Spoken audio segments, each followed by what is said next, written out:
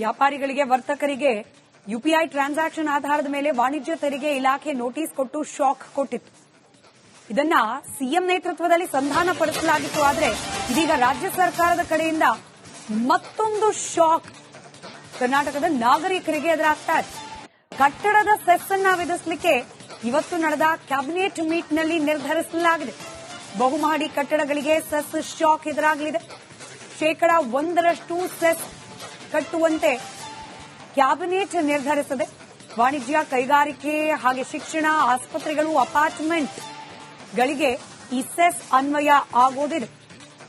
ಅಗ್ನಿಶಾಮಕ ದಳದ ಕಾಯ್ದೆಯ ಅನ್ವಯ 1% ಸೆಸ್ ಅನ್ನ ವಿಧಿಸಲಿಕ್ಕೆ ಕ್ಯಾಬಿನೆಟ್ ನಿರ್ಣಯವನ್ನ ಕೈಗೊಂಡಿದೆ.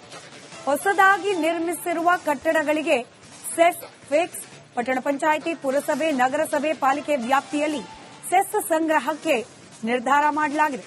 ಮತ್ತಷ್ಟು ಡೀಟೇಲ್ಸ್ ನಮ್ಮ ಪ್ರತಿನಿಧಿ ಬಸವರಾಜ್ ನೀಡ್ತಾ ಹೋಗ್ತಾರೆ. ಬಸವರಾಜ, ಕಾನೂನಾತ್ಮಕವಾಗಿ ನ್ಯಾಯಸಮ್ಮತವಾಗಿ ವಿಧಿಸಬೇಕಾದ ಟ್ಯಾಕ್ಸ್ ಹಾಗೆ ಸೆಸ್ಗಳೇ, ಆದರೆ ಟೈಮಿಂಗ್ ಬಗ್ಗೆ ಅನುಮಾನ. ಈಗ ಯುಪಿಐ ಟ್ರಾನ್ಸಾಕ್ಷನ್ಗೆ ವಾಣಿಜ್ಯ ತೆರಿಗೆ ನೋಟಿಸ್ ವಿಚಾರ, ಅದನ್ನ ವಿರೋಧ ಪಕ್ಷಗಳು ಹೇಳಿದ್ದು ಗ್ಯಾರಂಟಿಯಿಂದ ಖಜಾನೆ ಖಾಲಿ, ಹೀಗಾಗಿ ವಸೂಲಿ ಅಂತ. ಬಹುಶಃ ಇದು ಕೂಡ ಅದೇ ಆಯಾಮವನ್ನು ಪಡೆದುಕೊಳ್ಳುತ್ತಾ ಅಂತ. ಸರ್ಕಾರ ಹೊಸ ತೆರಿಗೆಯನ್ನ ವಿಧಿಸುವ ಮೂಲಕ ಆದಾಯ ಸಂಗ್ರಹಣೆಗೆ ಈಗ ಹೆಚ್ಚಿನ ಒತ್ತನ್ನು ಕೊಡ್ತಾ ಇದೆ. ಇದು ಬಹಳ ಪ್ರಮುಖವಾಗಿ ಬಹುಮಹಡಿ ಕಟ್ಟಡಗಳಿಗೆ ಅನ್ವಯಿಸುತ್ತೆ ಅನ್ನೋದಾದ್ರೂ ಕೂಡ ಆ ಮಹಾನಗರದಂತ ಗಳಲ್ಲಿ ಬಹುಮಹಡಿ ಕಟ್ಟಡಗಳೇ ಜಾಸ್ತಿ ಆಗಿರ್ತಕ್ಕಂಥದ್ದು ಮತ್ತು ಅಪಾರ್ಟ್ಮೆಂಟ್ ಸಂಸ್ಕೃತಿ ಬೆಳೀತಿರ್ತಕ್ಕಂಥದ್ದು, ಇಂತಹ ಗುರಿಯಾಗಿಸಿಕೊಂಡು ಹೆಚ್ಚಿನ ತೆರಿಗೆಯನ್ನು ವಸೂಲಿ ಮಾಡೋಕೆ ರಾಜ್ಯ ಸರ್ಕಾರ ಮುಂದಾಗಿರ್ತಕ್ಕಂಥದ್ದು. ಮೊದಲು ಆರಂಭದಿಂದನೇ ಈ ಒಂದು ತೆರಿಗೆ ಆರಂಭ ಆಗುತ್ತೆ ಬಹುಮಹಡಿ ಕಟ್ಟಡಗಳಿಗೆ. ಆ ಬಳಿಕ ಪ್ರತಿ ಮನೆಗೂ ಕೂಡ ಇದು ಅನ್ವಯಿಸುತ್ತೆ. ಆ ಪ್ರತಿ ಮನೆಗೂ ಕೂಡ 0.5% ಈ ಒಂದು ಸೆಸ್ ಅನ್ನ ಹಾಕೋಕೆ ಸರ್ಕಾರ ಮುಂದಾಗಿರ್ತಕ್ಕಂಥದ್ದು. ಇದಕ್ಕೆ ಈಗಷ್ಟೇ ಸರ್ಕಾರ ಆ ಬಿಲ್ ಅನ್ನ ತರೋಕೆ ಮುಂದಿನ ಅಧಿವೇಶನದಲ್ಲಿ ತಯಾರಿಯನ್ನ ಮಾಡ್ಕೊಳ್ತಾ ಇದೆ. ಇದಕ್ಕೆ ಪರ ವಿರೋಧದ ಚರ್ಚೆಯೂ ಕೂಡ ಈಗ ಆರಂಭ ಆಗಿರ್ತಕ್ಕಂಥದ್ದು. ಆದ್ರಿಂದ ರಾಜ್ಯ ಸರ್ಕಾರ ಅಧಿವೇಶನದಲ್ಲಾಗ್ಲಿ ಮತ್ತು ಮುಂದೆ ಬರ್ತಕ್ಕಂತಹ ಒಂದಷ್ಟು ಸವಾಲುಗಳಿಗೆ ಯಾವ ರೀತಿಯಾದಂತಹ ಉತ್ತರವನ್ನು ಕೊಡುತ್ತೆ ಅನ್ನೋದನ್ನು ಕಾಯ್ಬೇಕಾಗುತ್ತೆ. ಯಾಕಂದ್ರೆ ಹೊಸ ತೆರಿಗೆ ವಿಧಿಸ್ತಾ ಇದೆ ಅಂದಾಗ ಸಾಕಷ್ಟು ಆಕ್ರೋಶಗಳು ಸಾರ್ವಜನಿಕ ವಲಯದಲ್ಲಿ ವ್ಯಕ್ತವಾಗ್ತವೆ. ಆದ್ರಿಂದ ಸರ್ಕಾರ ಈಗ ಏನು ಚಿಂತನೆಯನ್ನು ನಡೆಸ್ತಾ ಇದೆ ಬಿಲ್ ಅನ್ನ ತರಬೇಕು ಅನ್ನುವಂಥದ್ದು. ಆದ್ರೆ ಇದು ಎಷ್ಟರ ಮಟ್ಟಿಗೆ ಸಕ್ಸಸ್ ಆಗುತ್ತೆ ಅನ್ನೋದು ಮತ್ತು ಇದಕ್ಕೆ ಪರ ವಿರೋಧದ ಚರ್ಚೆ ಆಗಿ ಮುಂದೆ ಇದು ಅಧಿವೇಶನದಲ್ಲಿ ಪಾಸ್ ಆಗುತ್ತೆ ಅನ್ನೋದನ್ನು ಕೂಡ ಕಾದು ನೋಡಬೇಕಾಗುತ್ತೆ. ಸ್ಮಿತಾ, ಧನ್ಯವಾದ ಬಸವರಾಜ್ ಮಾಹಿತಿಗಾಗಿ.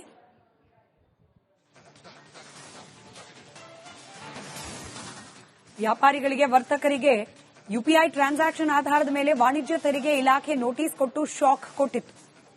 ಇದನ್ನ ಸಿಎಂ ನೇತೃತ್ವದಲ್ಲಿ ಸಂಧಾನ ಪಡಿಸಲಾಗಿತ್ತು. ಆದರೆ ಇದೀಗ ರಾಜ್ಯ ಸರ್ಕಾರದ ಕಡೆಯಿಂದ ಮತ್ತೊಂದು ಶಾಕ್ ಕರ್ನಾಟಕದ ನಾಗರಿಕರಿಗೆ ಎದುರಾಗ್ತಾ ಇದೆ. ಕಟ್ಟಡದ ಸೆಸ್ ಅನ್ನ ವಿಧಿಸಲಿಕ್ಕೆ ಇವತ್ತು ನಡೆದ ಕ್ಯಾಬಿನೆಟ್ ಮೀಟ್ನಲ್ಲಿ ನಿರ್ಧರಿಸಲಾಗಿದೆ. ಬಹುಮಹಡಿ ಕಟ್ಟಡಗಳಿಗೆ ಸೆಸ್ ಶಾಕ್ ಎದುರಾಗಲಿದೆ.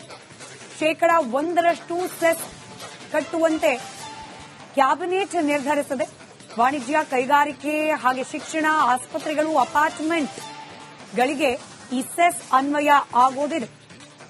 ಅಗ್ನಿಶಾಮಕ ದಳದ ಕಾಯ್ದೆಯ ಅನ್ವಯ 1% ಸೆಸ್ ಅನ್ನ ವಿಧಿಸಲಿಕ್ಕೆ ಕ್ಯಾಬಿನೆಟ್ ನಿರ್ಣಯವನ್ನ ಕೈಗೊಂಡಿದೆ.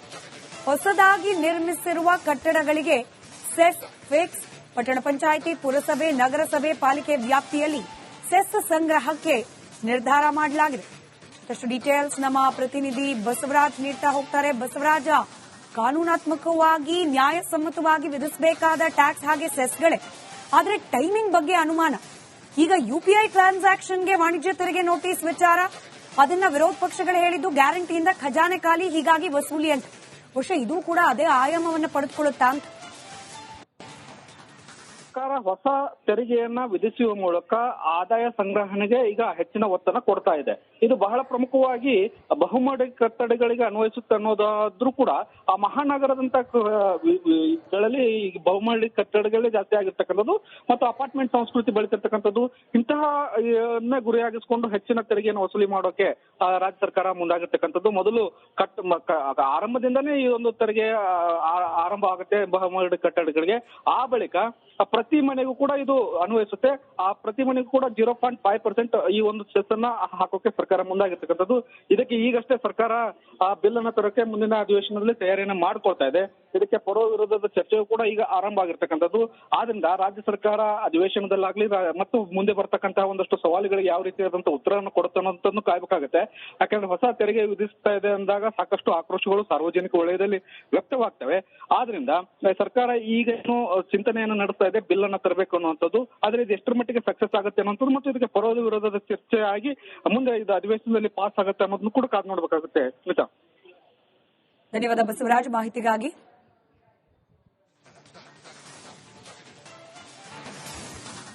ವ್ಯಾಪಾರಿಗಳಿಗೆ ವರ್ತಕರಿಗೆ ಯುಪಿಐ ಟ್ರಾನ್ಸಾಕ್ಷನ್ ಆಧಾರದ ಮೇಲೆ ವಾಣಿಜ್ಯ ತೆರಿಗೆ ಇಲಾಖೆ ನೋಟಿಸ್ ಕೊಟ್ಟು ಶಾಕ್ ಕೊಟ್ಟಿತ್ತು.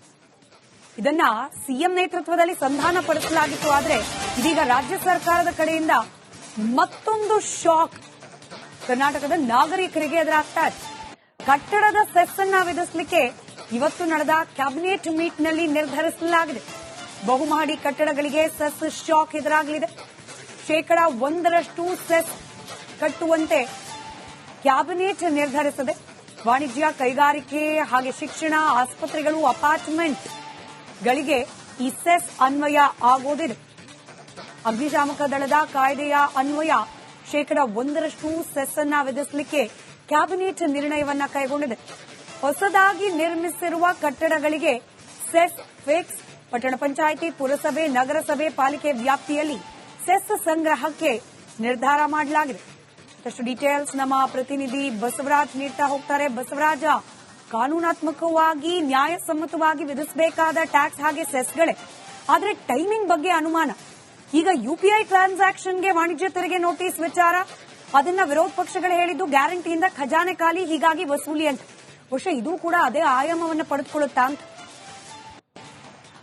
ಸರ್ಕಾರ ಹೊಸ ತೆರಿಗೆಯನ್ನ ವಿಧಿಸುವ ಮೂಲಕ ಆದಾಯ ಸಂಗ್ರಹಣೆಗೆ ಈಗ ಹೆಚ್ಚಿನ ಒತ್ತನ್ನು ಕೊಡ್ತಾ ಇದೆ. ಇದು ಬಹಳ ಪ್ರಮುಖವಾಗಿ ಬಹುಮಹಡಿ ಕಟ್ಟಡಗಳಿಗೆ ಅನ್ವಯಿಸುತ್ತೆ ಅನ್ನೋದಾದ್ರೂ ಕೂಡ ಆ ಮಹಾನಗರದಂತ ಗಳಲ್ಲಿ ಬಹುಮಹಡಿ ಕಟ್ಟಡಗಳೇ ಜಾಸ್ತಿ ಆಗಿರ್ತಕ್ಕಂಥದ್ದು ಮತ್ತು ಅಪಾರ್ಟ್ಮೆಂಟ್ ಸಂಸ್ಕೃತಿ ಬೆಳೀತಿರ್ತಕ್ಕಂಥದ್ದು. ಇಂತಹ ಗುರಿಯಾಗಿಸಿಕೊಂಡು ಹೆಚ್ಚಿನ ತೆರಿಗೆಯನ್ನು ವಸೂಲಿ ಮಾಡೋಕೆ ರಾಜ್ಯ ಸರ್ಕಾರ ಮುಂದಾಗಿರ್ತಕ್ಕಂಥದ್ದು. ಮೊದಲು ಆರಂಭದಿಂದನೇ ಈ ಒಂದು ತೆರಿಗೆ ಆರಂಭ ಆಗುತ್ತೆ ಬಹುಮಹಡಿ ಕಟ್ಟಡಗಳಿಗೆ. ಆ ಬಳಿಕ ಪ್ರತಿ ಮನೆಗೂ ಕೂಡ ಇದು ಅನ್ವಯಿಸುತ್ತೆ. ಆ ಪ್ರತಿ ಮನೆಗೂ ಕೂಡ 0.5% ಈ ಒಂದು ಸೆಸ್ ಅನ್ನ ಹಾಕೋಕೆ ಸರ್ಕಾರ ಮುಂದಾಗಿರ್ತಕ್ಕಂಥದ್ದು. ಇದಕ್ಕೆ ಈಗಷ್ಟೇ ಸರ್ಕಾರ ಆ ಬಿಲ್ ಅನ್ನ ತರೋಕೆ ಮುಂದಿನ ಅಧಿವೇಶನದಲ್ಲಿ ತಯಾರಿಯನ್ನ ಮಾಡ್ಕೊಳ್ತಾ ಇದೆ. ಇದಕ್ಕೆ ಪರ ವಿರೋಧದ ಚರ್ಚೆಯು ಕೂಡ ಈಗ ಆರಂಭ ಆಗಿರ್ತಕ್ಕಂಥದ್ದು. ಆದ್ರಿಂದ ರಾಜ್ಯ ಸರ್ಕಾರ ಅಧಿವೇಶನದಲ್ಲಾಗ್ಲಿ ಮತ್ತು ಮುಂದೆ ಬರ್ತಕ್ಕಂತಹ ಒಂದಷ್ಟು ಸವಾಲುಗಳಿಗೆ ಯಾವ ರೀತಿಯಾದಂತಹ ಉತ್ತರವನ್ನು ಕೊಡುತ್ತೆ ಅನ್ನೋದನ್ನು ಕಾಯಬೇಕಾಗುತ್ತೆ. ಯಾಕಂದ್ರೆ ಹೊಸ ತೆರಿಗೆ ವಿಧಿಸ್ತಾ ಇದೆ ಅಂದಾಗ ಸಾಕಷ್ಟು ಆಕ್ರೋಶಗಳು ಸಾರ್ವಜನಿಕ ವಲಯದಲ್ಲಿ ವ್ಯಕ್ತವಾಗ್ತವೆ. ಆದ್ರಿಂದ ಸರ್ಕಾರ ಈಗ ಏನು ಚಿಂತನೆಯನ್ನು ನಡೆಸ್ತಾ ಇದೆ, ಬಿಲ್ ಅನ್ನ ತರಬೇಕು ಅನ್ನುವಂಥದ್ದು. ಆದ್ರೆ ಇದು ಎಷ್ಟರ ಮಟ್ಟಿಗೆ ಸಕ್ಸಸ್ ಆಗುತ್ತೆ ಅನ್ನೋದು ಮತ್ತು ಇದಕ್ಕೆ ಪರ ವಿರೋಧದ ಚರ್ಚೆ ಆಗಿ ಮುಂದೆ ಇದು ಅಧಿವೇಶನದಲ್ಲಿ ಪಾಸ್ ಆಗುತ್ತೆ ಅನ್ನೋದನ್ನು ಕೂಡ ಕಾದು ನೋಡಬೇಕಾಗುತ್ತೆ. ಸ್ಮಿತಾ, ಧನ್ಯವಾದ ಬಸವರಾಜ್ ಮಾಹಿತಿಗಾಗಿ.